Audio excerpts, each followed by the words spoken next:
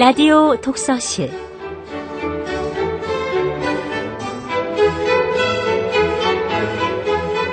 이 시간 진행의 김갑수 문화평론가입니다.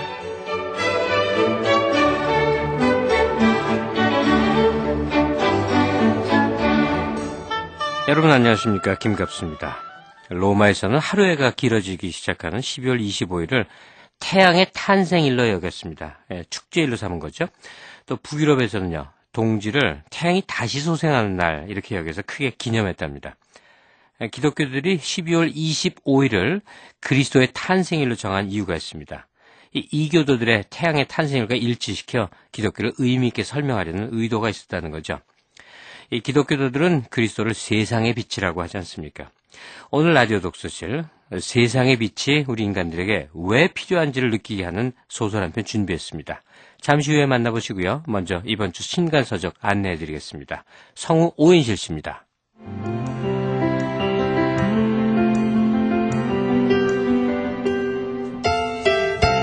환경정책과 환경운동의 실상을 조목조목 따진 책, 비판적 환경주의자가 브레인북스에서 나왔습니다.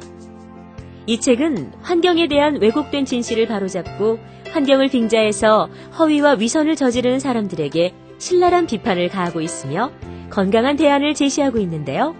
환경 전문가 이상돈 박사가 펴냈습니다. 직장에서 살아남는 사람들의 정말 솔직한 성공학, 사내 정치가 황금가지에서 나왔습니다. 이 책은 어떤 조직에든 잠재해 있는 사내 정치의 구조를 밝히고 여기에서 살아남고 승자가 되는 방법들을 제시하고 있는데요. 미국의 저명 자기개발 컨설턴트 욥 스레이버르스가 쓰고 전문 번역가 안진원 씨가 우리 글로 옮겼습니다. 노인 심리 현장 리포트, 노인이 말하지 않는 것들이 시니어 커뮤니케이션에서 나왔습니다. 이 책은 노인 관련 직업의 전문성, 서비스의 질, 관련 종사자 간의 유대관계, 지역사회와의 연대 등을 50가지 사례를 통해 소개하고 있으며 이를 통한 실버 산업의 미래를 제시하고 있는데요. 일본의 유명 사회복지종합기관 종합케어센터 선빌리지가 쓰고 노인 문제 전문가 박규상 씨가 우리 글로 옮겼습니다.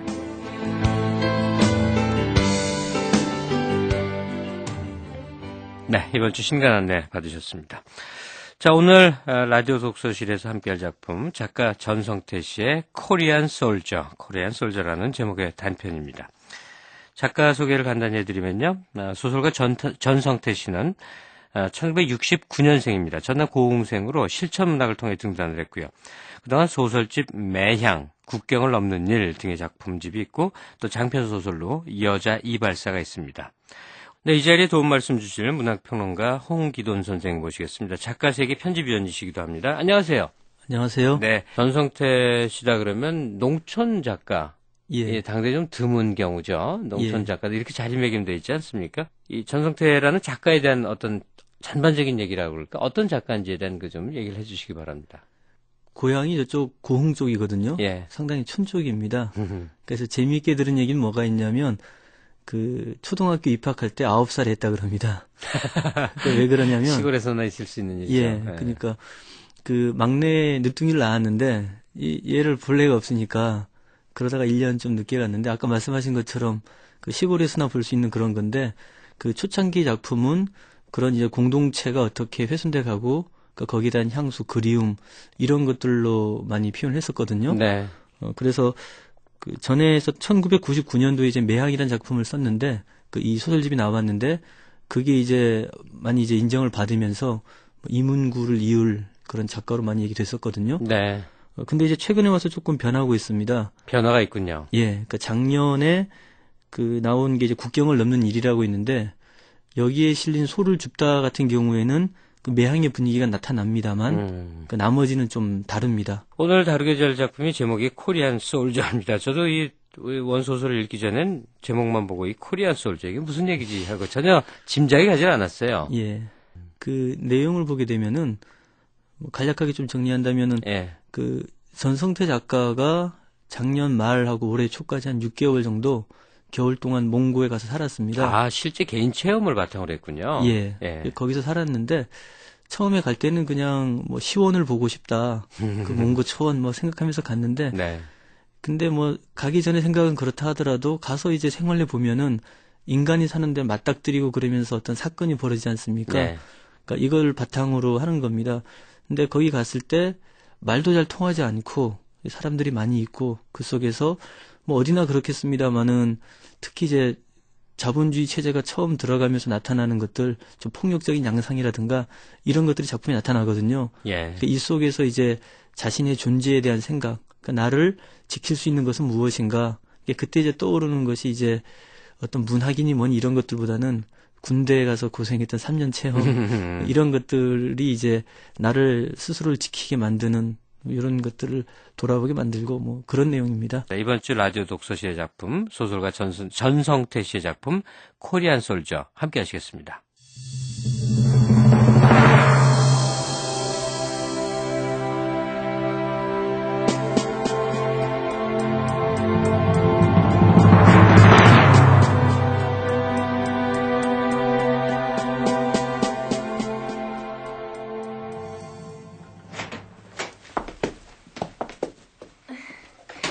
2년 전에 분양한 아파트예요.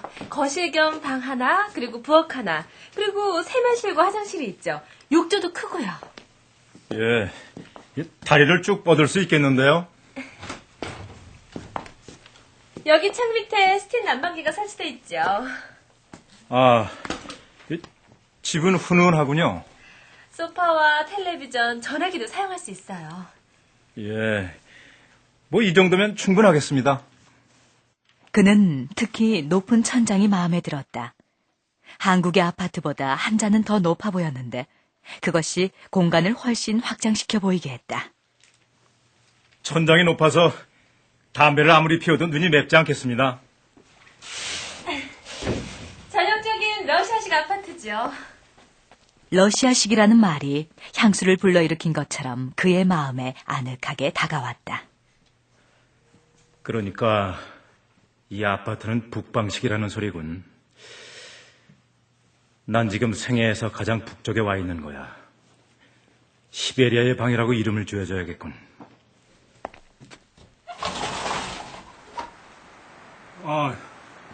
저기 연기가 나는 굴뚝이 보이는데요. 저게 뭐죠? 울란바토르의 화력발전소예요. 예, 아주 전망이 좋은데요? 돌마의 얼굴이 밝아졌다. 이 아파트는 그녀의 여동생 소유였다. 동생은 한국으로 유학을 떠나서 집은 석 달째 비어 있었다. 돌마 부부도 3년간 한국에서 지낸 적이 있었다. 이야, 물이 잘 나오네요. 혼자 사용하기 딱 좋겠어요. 냉장고도 있고 전기 오븐도 있고 접시랑 포크도 있네요. 완벽하군요. 한국이었더라면 이런 식으로 반응하지 않았을 것이다. 어디 한 군데 흠이라도 발견하려고 했을 것이다. 그러나 바트 씨 부부는 자신을 돕고 있는 현지인이었다. 앞으로도 그들은 창대의 후견인 노릇을 해줄 거였다. 근데 한 가지 마음에 걸리는 것이 있는데요. 예, 뭐죠? 화장실이요. 화장실은 좁은데 변기는 엉덩이가 빠질 만큼 넓네요. 이거 앉아서 신문이나 잡지는 못 보겠는데요. 아, 그럼 어떡하죠? 곧 적응되겠죠. 여기 앉아서 몽골 비사를 읽으면 되겠네요. 19역이긴 하지만 시내 중심에서 그리 멀지 않아요. 택시를 타면 1,000원이면 좋게 다닐 수 있는 거리죠. 중심가 쪽에서 빈 아파트를 구하기 쉽지 않답니다. 그것도 석 달만 임대할 조건을 말이죠. 계약합시다. 좁은데 괜찮으시겠어요? 혼자 지낼 건데 이 정도면 충분합니다. 임대료가 얼마라고 했죠? 월 150불입니다. 바트는, 180불이에요. 그녀는 얼굴이 빨개져서 창대의 눈치를 살폈다. 부부간에 아직 임대료를 합의보지 못한 듯 했다. 그러나 이 부부가 연출하고 있는 상황이 창대에게는 오히려 신뢰감을 주었다. 180불이라 했습니까? 예. 180불입니다. 네. 처제가 지금 고시원에 머물고 있는데 한 달 방세가 20만 원이랍니다. 선생님도 잘 아시겠지만 그 무덤 같은 방이 20만 원이죠. 몽골 노동자의 한 달 임금입니다. 어쨌든 처제는 이 아파트 임대료로 그 돈을 충당해야 할 처지입니다. 그가 더 줘야 할 30달러는 한국에서는 그렇게 큰 액수가 아니었다. 임대료 역시 한국의 아파트 관리비 수준밖에 되지 않았다. 생활 도구들이 모두 갖춰져 있어서 그 정도는 덤터기를 쓸 용의가 있었다. 좋습니다. 180불로 하죠. 저 관리비는 아주 싸요. 월 2만 원 정도 예상하면 될 겁니다. 세 사람은 엘리베이터를 타고 내려가서 가방들을 가지고 올라왔다. 여기 가방에 아까 쌌던 김치, 음료수, 빵, 햄, 과일이 들어있어요. 아, 예. 그럼 임대료 계산하죠? 그럼 전 아파트에 남은 열쇠를 가져올게요.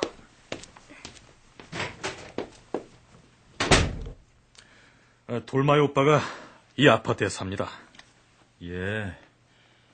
이 형제들이 가까이 산다는 건 아주 좋은 일이죠. 자, 여기 3개월치 임대료입니다. 아, 예. 아니, 왜 세어보시지 않고서요? 됐습니다. 우리 사이에 계약서 같은 건 필요 없겠죠. 창대는 바트를 낯설게 바라보았다.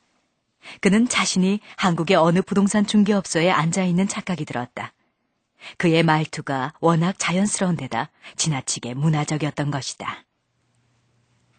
이 친구, 이거 한국에서 순 몹쓸 것만 배웠구만. 여기 열쇠가 하나 더 있는데 그건 만일을 대비해서 저희들이 보관할게요. 쓰레기는 1층 현관에다가 내다 놓으시면 됩니다. 그리고 관리비는 매달 말경에 나오는데 그건 저희들이 직접 방문해서 처리해드리죠. 그리고 또 뭐가 있을까? 세면실이요. 예. 그 샤워실 바닥으로 물 버리시면 안 됩니다. 그럼 아래층 천장으로 물이 쏟아질 겁니다. 아니, 그러니까 샤워는 반드시 욕조에서 해야 하는 거군요. 예, 그렇죠. 항상 열쇠를 지니고 다니셔야 됩니다. 문이 자동으로 잠기거든요. 그가 직접 보여주겠다는 듯 현관 밖으로 나가 문을 닫았다. 잠금 장치가 자동으로 돌아갔다. 밖에서 손잡이 돌리는 기척이 났지만 움직이지 않았다. 현관문은 이중이었는데 철문 안쪽으로 나무 문이 하나 더 잇대어 있었다. 감옥보다 더 안전하군요. 바깥문만 잠가도 충분하답니다. 낯선 사람이 방문하면 문 절대 열어주지 마십시오. 더러 한국말을 하더라도 말이죠. 방문객과 얘기를 나눌 때는 여기 서서 말하는 게 좋습니다. 만약을 대비해서 말씀드리는 건데요. 아시겠지만 몽골은 지금 과도기랍니다. 아주 혼란스럽죠. 시장 경제로 바뀐 게 고작 10년이 조금 넘었을 뿐이니까요. 도둑이나 강도는 한국에도 있습니다. 뭐 세계 어디에나 그런 사람들은 있어요.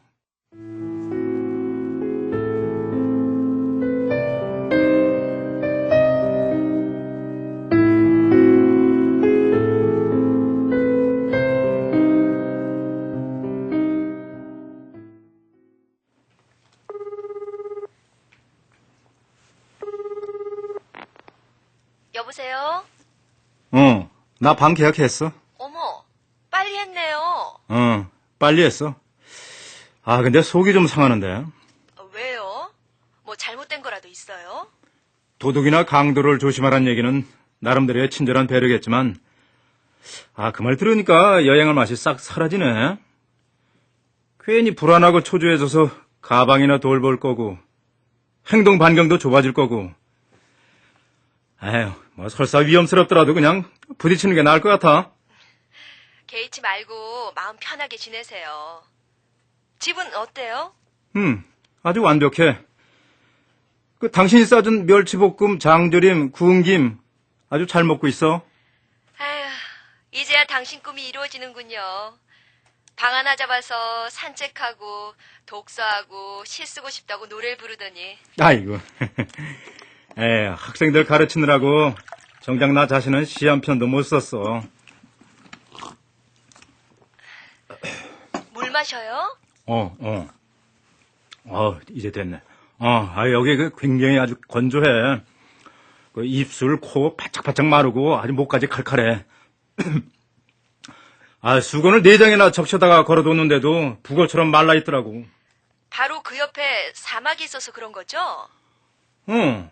차로 몇 시간만 달면 바로 고비 사막이 있어. 이거 당장 가습기부터 사야겠어. 집은 조용해요? 주위에 공사장이 많아. 하루 종일 소음 때문에 책 한 줄 읽어내기가 힘들어. 아니, 무슨 공사를 하는데요? 주차장 공사 같아. 이 나라는 겨울이 몹시 길어서 주차장이 필수인 모양이야. 어디를 가나 창고 같은 주차장에 아주 줄비하더라고. 중국인 인부들은 하루 종일 노래를 부르지. 공사장에 동원된 몽골 병사들은 살벌하지. 아휴, 이 출입할 때마다 그들 시선을 받는 게 아주 곤욕스러워. 관광은 많이 했어요? 시내 중심가까지 걸어서 40분이야. 도시든 어디든 걸어서 여행할 수 있을 만큼 아주 작아. 근데 횡단보도를 건널 때 목숨을 내놓고 건너야 돼. 아니, 신호등 없어요? 있어도 여긴 소용없어. 파란 신호등을 보고 건너다가 중간에서 발걸음을 돌리는 일이 허다해. 세계 각지에서 수입해온 중고차들이 대부분인데 운전석이 좌측에 있는 차, 우측에 있는 차 아주 가지각색이야. 서로 뒤섞여 달리는 모습을 보면은 무슨 고개를 하고 있는 것 같아. 어제는 시내에 나갔다가 진짜 대단한 걸 봤다. 메뚜기 떼 같은 모래바람이 빌딩 사이로 출몰했다가 사라지곤 하는데, 야, 나 이거 처음 봐. 정말 경이롭더라고. 저기, 백화점 가서 선물 좀 사와요. 백화점에 가니까 양모와 가죽 수제품들이 많더라고. 그런 걸로 하나 사가지고 갈게. 한 사흘 다녀보니까 나도 완전히 자신이 붙었어. 아유, 그래도 조심하세요. 남의 나라인데. 아이고, 당신까지 정말 그런 말 하기야? 괜한 위축감 심어주려면 전화 끊어.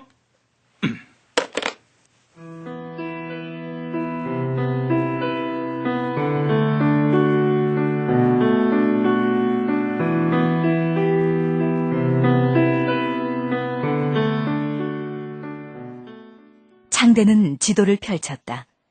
시내에서 가장 큰 재래시장을 찾았다. 나랑톨 마켓. 시장은 지도의 맨 오른쪽 변두리에 자리 잡고 있었다. 바로 여기군. 재래시장에 가면 러시아제 망원경을 아주 싼 값에 구입할 수 있다고 하던데. 사람들이 많이 붐빌 테니까 여권은 놔두고 가야겠어. 아니야, 열쇠를 잘 챙겨야지. 언젠가 열쇠 때문에 6만 원이란 거금을 날렸었는데 신용카드도 두고 나가고. 가만 있어봐, 시계도 풀어놓고 나갈까? 아이, 뭐야 이거. 내가 이러려고 왔나? 짜증나네 진짜. 여행 와서 모두 이거 도둑 걱정이나 하고. 아휴, 이건 뭐야 정말 내가. 아휴.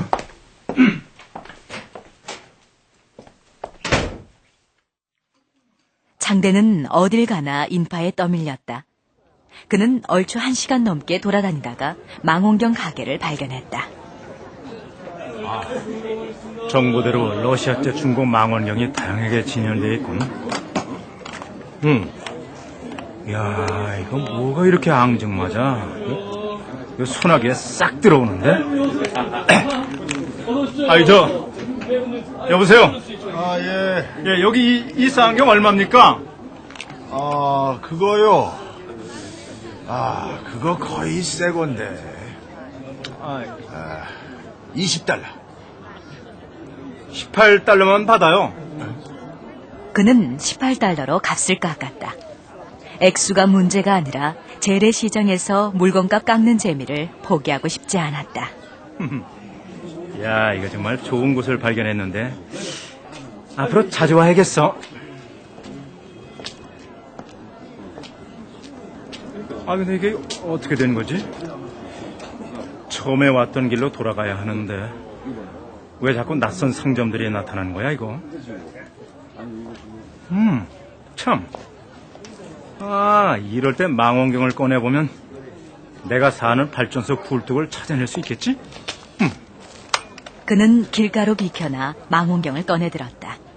이내 발전소 굴뚝을 찾아냈다. 서쪽 방향이었다. 그쪽으로는 의류 상가였고 좁은 골목이 미로처럼 얽혀 있었다. 길이 꺾어지는 길목의 어느 좌판 앞이었다. 그는 사람들과 엉켰다. 건장한 사내 2명과 맞닥뜨린 것이다. 그는 피할 요량으로 몸을 틀었다. 쏘리. 사내 하나가 몸을 디밀고 들어왔다. 동시에 움직였다고 할까? 그는 다시 몸을 반대쪽으로 틀었다. 순간 그는 자신에게 무슨 일인가 일어났다는 사실을 직감했다. 사내들이 고의적으로 그를 가로막은 거였다. 뒤쪽에서 주머니를 뒤지는 손길이 느껴졌다. 앞에 선 사내들은 외투 속으로 손을 밀어넣었다. 할멈이! 그러나 누구 하나 도와주는 사람이 없었다. 앞에 선 녀석이 입에서 뭔가를 툭 뱉었다. 상대의 얼굴에 침과 함께 엉겨붙은 것은 몽골인들이 군입을 다시는 작껍데기였다. 그들은 슬슬 인파 속으로 사라져갔다.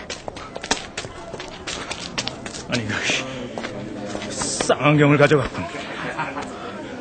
담배와 라이터도 없고. 그래도 달러 몇 푼과 열쇠는 그대로 있군. 아이, 정말 재수없어. 아니, 바지가 찢어졌잖아, 이거. 이거 아주 칼로 그어버렸어.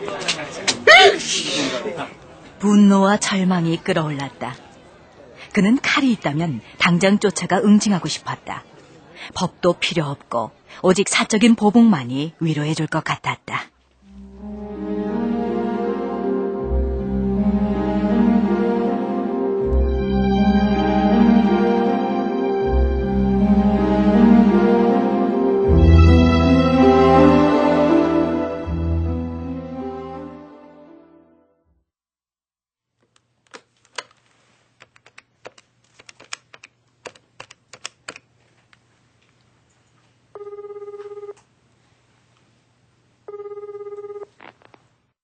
네. 나야. 나 오늘 액땜했다. 털렸어. 어머, 털렸다니. 소매치기 당했다고? 소매치기? 아휴, 그건 차라리 인간적이지. 이건 아주 노골적으로 야만스럽게 떼거지로 몰려들어서 털어가더라고. 어머, 많이 잃었어요? 뭐 대단한 물건은 잃은 건 아닌데, 에휴, 뭐 좋은 공부했다고 쳐야지 뭐. 아무튼 속상했겠네. 아이는? 속셈학원 끝나고 바로 피아노 학원 갔어요. 그 피아노 학원 가는 거 싫어하는 것 같던데. 아니, 그걸 당신이 어떻게 알아요? 미니 홈피 들어갔더니 피아노 학원 선생님을 마녀라고 써놨더라고. 뭐 그 정도면 끊는 게 좋지 않겠어? 그 나이 때는 노는 거 빼고 뭐든지 싫어할 나이예요. 학원 그만둬봐요. 당장 컴퓨터 게임이나 하지.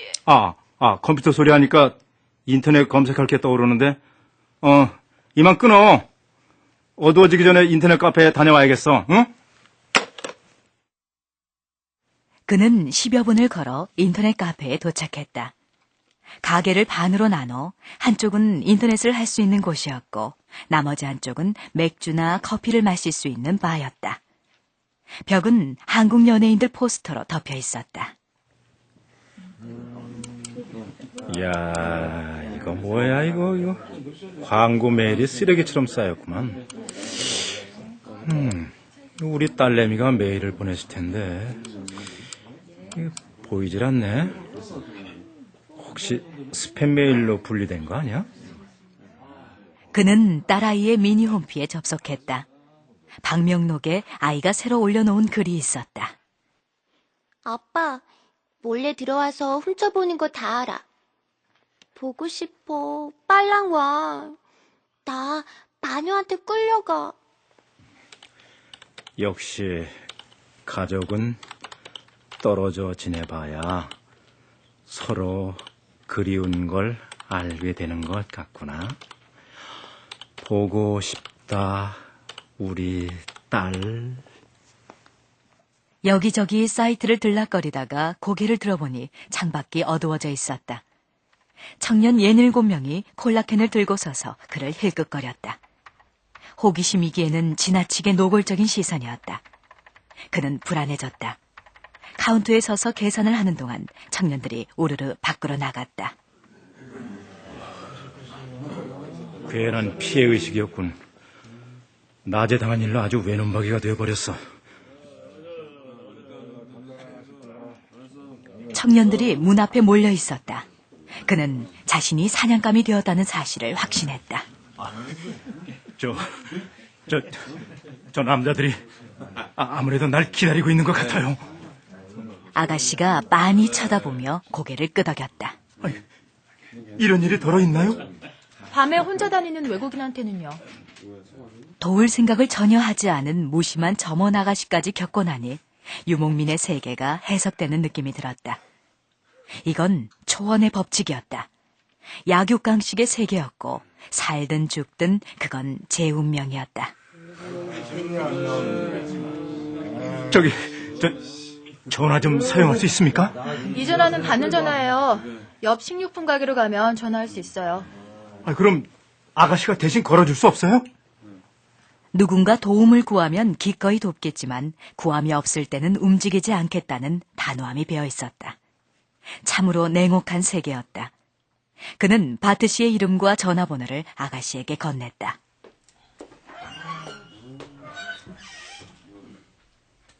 잠시 후 아가씨가 돌아왔다. 네, 연락이 닿았어요. 당신은 움직이지 말고 여기서 기다려야 돼요. 사냥감이 움직이지 않자 한 명씩 가게로 들어와 그의 동태를 살피고 나갔다. 그는 애써 태어난 척 텔레비전 화면에 시선을 두었다. 녀석들은 집요했다. 마치 친기직한 군대 같았다. 바깥이 조용해졌는데 어떻게 된 건지 한번 알아봐 줄래요?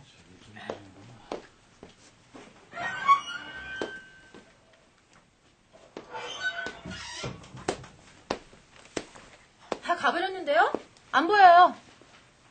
몽골 비사는 후퇴를 가장한 친기직한 군대의 전투 사례를 수도 없이 보여주었다.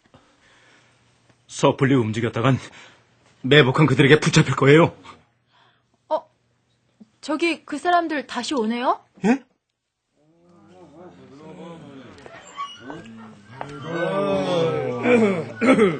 눈 밑으로 길게 칼자국 흉터를 가진 녀석이 가게 안으로 들어왔다. 녀석은 분노와 짜증이 섞인 눈으로 그를 쏘아보다가 나갔다. 저들이 쳐들어오면 나는 싸울 겁니다. 난 군대에서 태권도 1단을 땄어요. 아가씨, 난 3년간 군인으로 복무했습니다. 몽골의 의무 병무 기간은 1년이라죠? 거기다가 한 번도 전투 경험이 없고요. 우리나라는 한국전, 베트남전, 걸프전, 이라크전까지 참전했어요. 친기직한의 군대와 닮은 건 오히려 한국 군대입니다. 난 말이죠, 한국의 군인이었어. 한국의 군인이었다고요! 또 한 놈이 가게 문을 밀고 들어왔다. 바트 씨였다. 어찌나 반가운지 눈물이 핑 돌았다. 밤에 혼자 돌아다녀서는 안 됩니다. 낮에도 후미진 골목은 위험해요.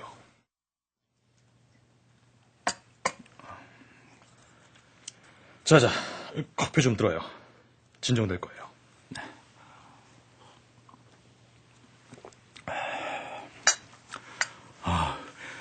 고맙습니다. 우리 부부는 내일 러시아로 갑니다. 그동안은 가급적 집에서 머무르시는 게 좋겠습니다. 예? 얼마나 걸립니까? 열흘 뒤쯤 돌아올 겁니다.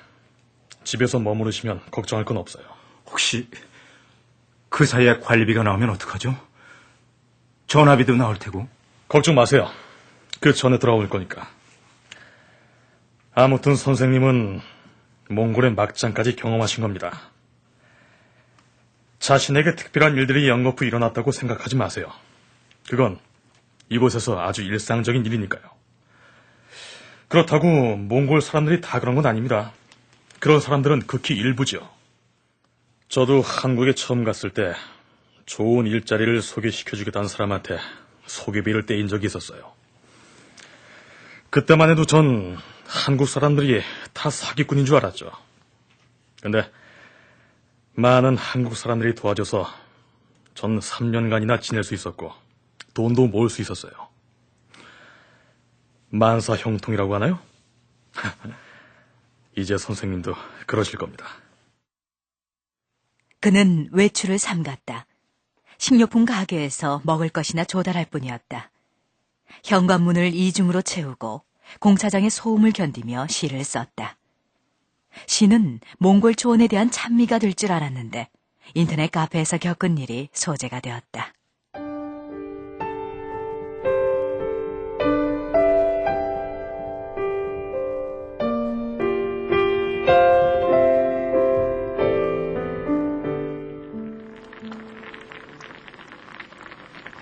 작은 아파트에 된장찌개 냄새가 가득 찼다. 그는 부엌 창문을 활짝 열었다. 너희들 이 몽골 놈들아! 이 냄새 좀 맡아봐라! 그는 문구멍으로 내다보았다. 청년은 검은 가방을 메고 짧은 머리를 스프레이로 치켜 세웠다. 청년은 집주인이 외국인이라는 사실을 깨닫고 전기 계량기를 손가락으로 가리켰다. 영어 할 줄 알아요? 예, 조금이요. 나 열쇠가 없어요. 열쇠 필요한 거 아니에요. 계량기 수치를 기록하기 전에 그냥 함께 확인해 주세요. 당신을 믿을 테니까 그냥 검침하고 가세요. 검침원은 마지막 말을 알아듣지 못한 건지 난감한 표정을 지었다. 창대는 문 밖으로 나섰다.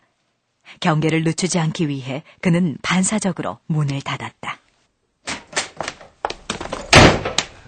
아이고, 키! 아이고, 이거 어쩌면 키! 예? 당신이 열쇠 기술자를 좀 불러주겠어요? 몽골에는 그런 기술자가 없어요. 무슨 방법이 없어요? 글쎄, 없어요. 그는 냉정을 찾으려고 애썼다.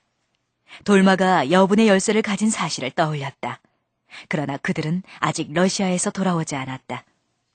그는 이 아파트 위층에 돌마의 오빠가 산다는 사실을 떠올렸다. 집주인의 오빠가 위층에서 한다고 했어요. 그를 찾아가야겠어요.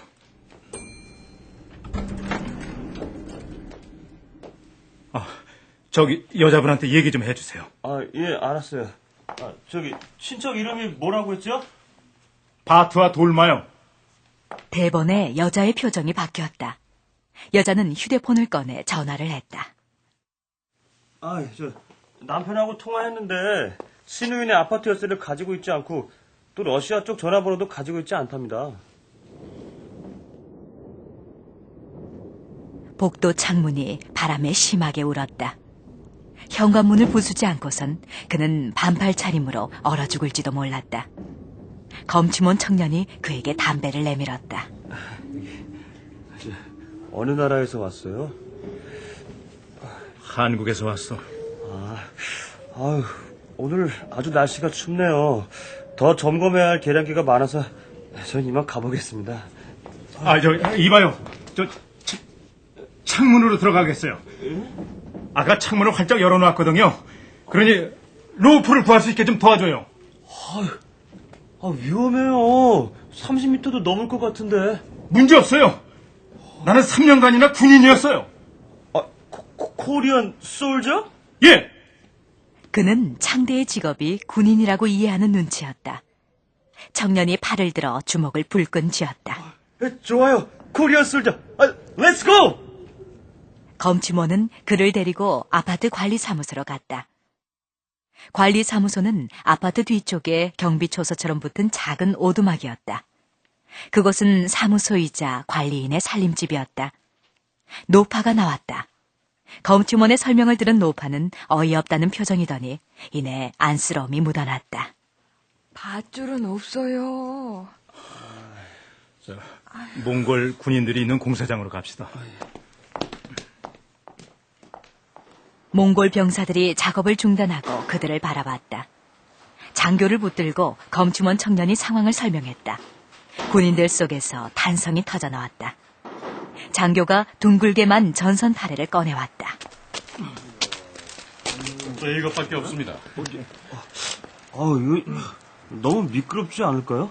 문제 없어요. 충분합니다. 창대는 전선 타래를 어깨에 둘러맸다. 그러나 그는 슬슬 두려워지기 시작했다. 잘못되면 목숨을 잃을 수도 있었다. 내가 대신 밧줄을 타겠소. 물러나. 장교가 창대에게 손을 내밀었다. 창대는 엉겁결에 그에게 손을 맡겼다. 우리는 친구다, 코리안 솔저.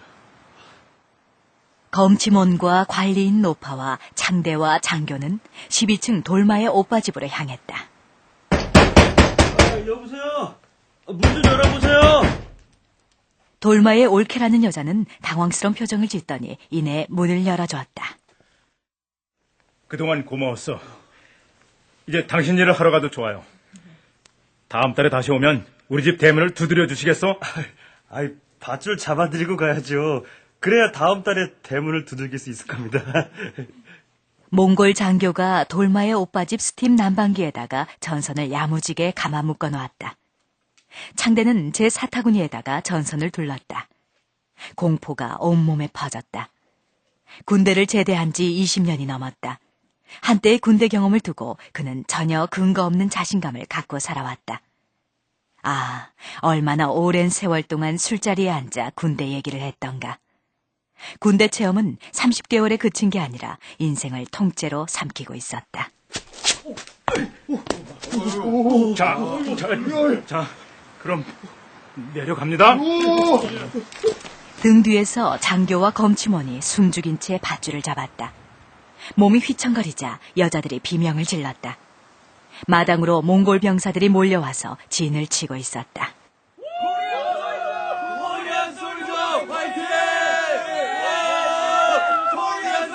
그래.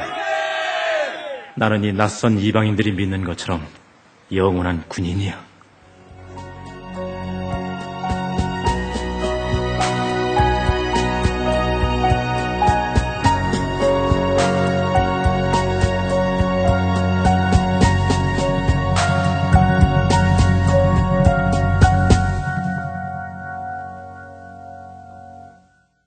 소설가 전성태의 단편 코리안 솔저 함께 하셨습니다. 지금까지 출연해 박규웅, 신찬혁, 임주현, 안영아, 차진욱, 방우호, 심승한, 장민혁, 전지원, 강유경, 안소희, 해설 최하나, 음악 박승현, 효과 안익수, 신연파, 장찬이었습니다. 오늘 작가 전성태 씨의 작품 홍기돈 선생, 문학평론가 홍기돈 선생 모시고 도움 말씀 얻고 있습니다. 이 몽골 병사들은 코리안 솔저 파이팅 이러면서 이제 창대, 주인공 이름이 창대예요. 예. 목숨 걸고 이제 아파트 열쇠 없는 거길 찾아갑니다. 이게 참 블랙 코미디라고 그래야 되나요? 정말 우습기도 하고 마냥 웃을 수도 없는 상황이고 그러네요. 예. 근데 이게 또 그 마지막 상황이 저는 이게 하나 상징적으로 처리됐다고 보거든요. 예. 그 넓은 몽골 초원. 그러니까 저는 거기가 좀 재미있는 얘기를 들었는데 우리는 왜 비가 오면은 본능적으로 천마 밑으로 뛰어들어가지 않습니까? 네. 근데 거기는 그런 게 아니라 비가 와도 그냥 걷는다 그럽니다. 아무리 가봐도 천마 밑이라는 걸 찾는다는 게 어려우니까. 예, 비를 피할 수가 없을까 워낙 넓으니까요. 네. 그러다 보니까 거기서는 이제 자연의 질서라든가 약육강식이죠. 이런 것들이 벌어지는 거고 그러니까 앞에서 경험했던 그런 내용들도 소설에 나오기도 하고요. 근데 이제 이런 세계 속에서 내가 어떻게 살아야 될까? 이걸 그리는 방식이 뭐냐면 맨 마지막에 그 전깃줄을 이렇게 매달고 아까 말씀하신 것처럼 네.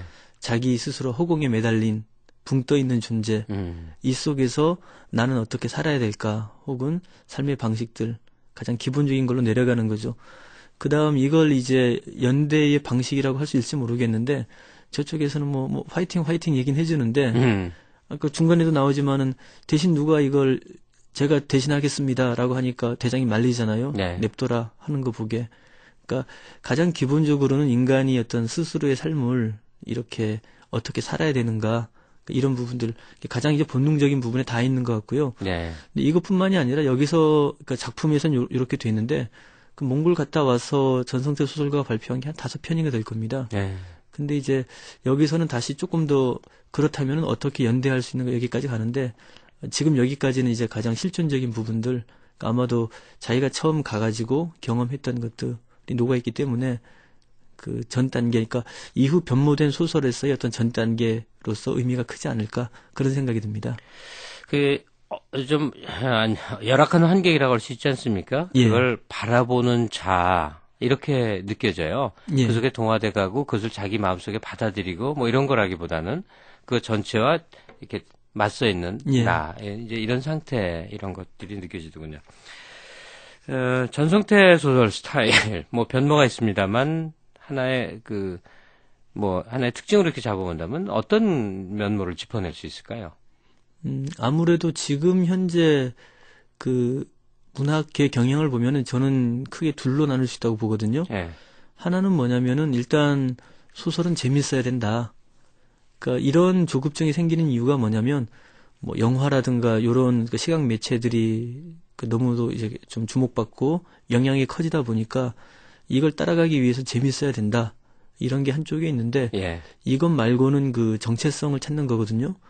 그러니까 제가 이제 개인적으로 전성태 소설가를 만났을 때 그 국경을 넘는 일이라는 작품집에서 나는 소를 줍다가 좋더라 그러니까 본인은 좀 싫어하더라고요. 그러니까 왜 그러냐면은 거기서는 이제 공동체에 대한 그리움은 있지만 자의식이란 부분이 좀 많이 모자라다. 네. 그러니까 지금 이제 내가 하는 것은 이제 자의식 부분에 좀 더 치중할 때가 아닌가 생각을 한다라고 하더라고요. 그러니까 변호가 이제 자의식을 찾는 걸로 나타났는데, 그러니까 요번 같은 경우에 보면은 코리안 솔저가 그 자의식의 부분이거든요. 근데 이제 다른 작품들하고 비교를 해본다면 그러면서도 어떻게 개인과 개인이 공존, 자기의 어떤 독특한 특성을 가지고 서로가 훼손하지 않으면서 공존할 수 있는가, 이게 조금 넓어진다면은 아까 그 국경을 넘는 일이라는 제목에서 알 수 있듯이 그 국경을 경계로 나눠져 있는 것들이 어떻게 공존할 수 있는가, 예. 이런 걸 찾는 노력으로 많이 나가고 있습니다. 영화 재밌고 또 좋은 영화 보면 감동 느끼지 않습니까? 예. 근데 그 영화의 감동이 주는 그 강렬함보다 연극, 모든 연극은 아니겠지만 좋은 연극이 주는 감동이 눈앞에서 벌어지니까 더 크더라고요. 예. 그 연극에서 느끼는 감동보다 또 훨씬 더 크고, 심지어는 일생을 이렇게 지배할 수 있는 어떤 모멘텀을 줄 수 있는 게 글로 이루어져서, 예. 그러니까 소설이죠. 문학 작품이 그런 것 같아요. 그러니까 사멸한다고 볼 수는 없고 위축돼 가는 건 현실인데 예. 소수화되지만 깊어지는 그런 방향이 되지 않을까 싶어요. 문학이 만약에 그런 미래를 갖고 있다면 전성태라는 작가의 미래는 어떨 거라고 예상이 되십니까? 저는 이제 개인적으로 제일 좋아하는 작가들 중에 한 사람이거든요. 예. 보면 알겠지만은 등단이 상당히 빠릅니다. 1994년에 등단했는데 지금 이제 딱 3편, 그러니까 단편 소설이 매향이 1999년에 나왔고요. 그다음 작년에 이제 소설집 국경을 넘는 일이 나왔고 장편 소설 여자 이발사가 나왔습니다. 네. 요새 보면은 뭐 베스트셀러 작가다 뭐다 해서 조금 주목을 받으면은 뭐 소설집을 1년에 한 번 내든지 뭐 2년에 한 번 내든지 뭐 이 정도 흐름으로 가는데 그냥 많이 내죠. 예, 네. 근데 전성태 소설은 글을 써가지고 자기가 마음에 안 들면은 다시 줬다가도 가져옵니다. 예를 들어서 청탁을 받아서 원고 보냈다가 잠이 안 온대요. 그게 가서 이제 작가 정신이 있군요. 예. 글도 이제 많이 쓰지도 않고 이제 장인 정신 가지고 계속 하니까 네. 오히려 제가 봤을 때는 아까 말씀드린 것처럼 상품적인 어떤 그런 것들을 거부하고 자기 세계를 만들어 나가는 게 중요하다면 예. 그 속에서 이제 전성태 작가의 어떤 노력들은 상당히 중요하다고 보고요. 네. 그다음 지금 현재 우리 뭐 전 세계적으로 그렇고 우리 스스로 그렇고 어떻게 국가와 국가가 평화롭게 공존할 수 있는가, 이런 걸 고민해야 된다면 이런 걸 이제 앞서 나갈 수 있는 게 소설이라고 보거든요. 네. 예를 들어 가지고 뭐 얼마 전까지 뭐 태극기 휘날리며 실미도 이런 영화들이 이제 상당히 잘 돼 있는데 이런 것들이 바탕이 된 게 제가 생각하기에는 문학이 감당했기 때문이라고 봅니다. 네. 오늘 참석해 주셔갖고 여러 좋은 말씀 감사드립니다. 홍기돈 선생이었습니다. 감사합니다. 감사합니다. 안녕히 계십시오. 요새 무슨 체험학이라는 프로그램들이 텔레비전에 많이 방송이 됩니다. 우리 웰빙 체험을 잘 먹고 잘 노는 걸로 이렇게 돼 있는데, 진정한 웰빙이라는 게 자기 삶의 격을 높이는 일이다, 이렇게 생각되지 않습니까? 이럴 때 산타클로스 한번 흉내내는 웰빙, 그런 거 한번 해보는 거 어떻겠습니까? 오늘 여기까지 하겠습니다. 편안한 휴일 되시기 바랍니다. 수출이 전부였습니다. 땀과 노력으로 오늘을 만들었습니다. 이제 내일로 나아가야 합니다. 자본시장이 성장산업의 든든한 파트너가 될 수 있도록 이제 새로운 금융 시스템을 준비할 때입니다. 내일이 기대됩니다. 한국증권업협회. 노랑제비꽃 반칠환. 노랑제비꽃 하나가 피기 위해 숲이 통째로 필요하다. 우주가 통째로 필요하다.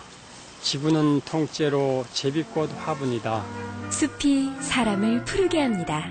우리 강산 푸르게 푸르게. 유한 킴벌리. 안녕하세요. 한성기입니다. 얼마 전 서재를 정리하다가 옛날 LP판을 꺼내 들었습니다. 이야, 이 노래 오랜만인데. 어디? 예전엔 아내와 함께 커피 한잔하면서 이 노래 참 많이 들었었는데, 가만히 있자. 커피 한잔 해야지. 음악의 향기에 그윽한 커피 향기까지. 전 그날 세상에서 가장 향기로운 시간을 보냈습니다. 생활의 여유를 더해주는 향기로운 시간. 맥심이 함께합니다. 전 둘이한테 하루가 멀다고 국제전화를 하지요. 제 휴대폰 보세요. 00700 수도 없이 찍혀 있잖아요. 그럼 집에서는요? 집에서도 당연히 00700이지요. 국제전화. 휴대폰도 집전화도 당연히 00700. 이 차가 말이지 소리가 안 날 순 없어요. 소리가 안 나면 그게 차가 아니야. 유모차지 유모차. 소린 소린데 듣기 좋은 소리가 나야지. 지크처럼. 안 그래? 이거 봐. 쟤도 알잖아.